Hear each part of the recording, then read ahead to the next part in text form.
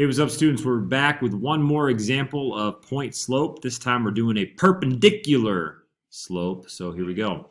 So we have, y plus 7 equals a negative 3/2 x times x minus 3. Okay, so we need to make a brand new point slope equation that is perpendicular and hits this x value and this y value. So here we go.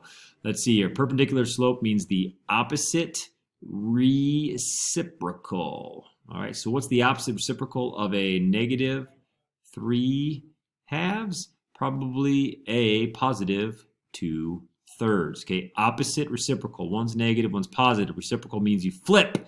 So the negative 3/2 to be perpendicular is going to be 2/3. All right, so there's my slope that I need.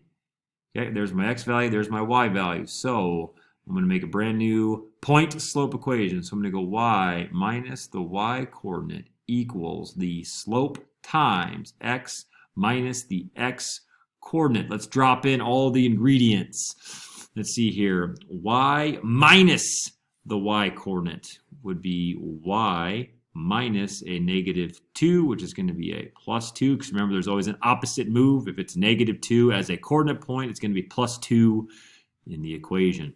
Slope is 2/3 because it's perpendicular, and then x minus 5. And that's it. I'm done. Okay, that is my equation. Point slope has nothing to solve. You just plug it in and you let it sit. The tricky part is the positive and negativeness of your x values, and then did you pick the right slope? Okay, so remember, in the point slope equation, it's minus the y coordinate and minus the x, which basically makes them opposite. Okay, and then depending if you're perpendicular or parallel, you use the same slope like we did on this one, or we use the perpendicular slope. So here's a picture of what I just got done doing here. So I think I have this in here correctly. We have y plus 7 equals a negative 3/2. So we have plus 7, negative 3/2, and a negative 3. Okay, again, hammering the idea of opposites. If you see a plus 7 in the equation, it's probably going to hit a negative 7 y coordinate. If you see a negative 3 in the equation right here, it's probably going to hit a positive 3 for the x coordinate. So as you can see, it does do that. Okay, so I'm going to copy and paste because I don't like to type everything from scratch. So let's go copy, paste, and then I need to hit the coordinate point 5 and negative 2. So there it is. Let's label it so we can see it. So we got hit you and be perpendicular. Okay, so if it says minus y, if it says minus 2 here, it should be a plus 2 right there. If it says plus 5 right there, it should be a minus 5 right there. Okay, now we've hit the coordinate point, but we have the wrong slope. We're parallel. Oh, that's right, we need to be perpendicular. So let's take that slope out of there, and let's put in a positive 2/3. Boom, there it is. Look at that.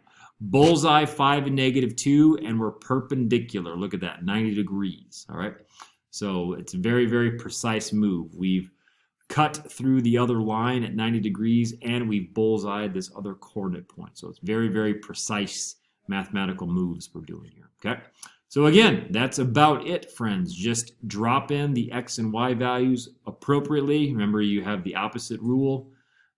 How it is as a coordinate point is the opposite how it is in the equation, and then drop in the correct slope. If it's an opposite reciprocal, make it and drop it in, and then that's it. There's no solving. You're done. You win.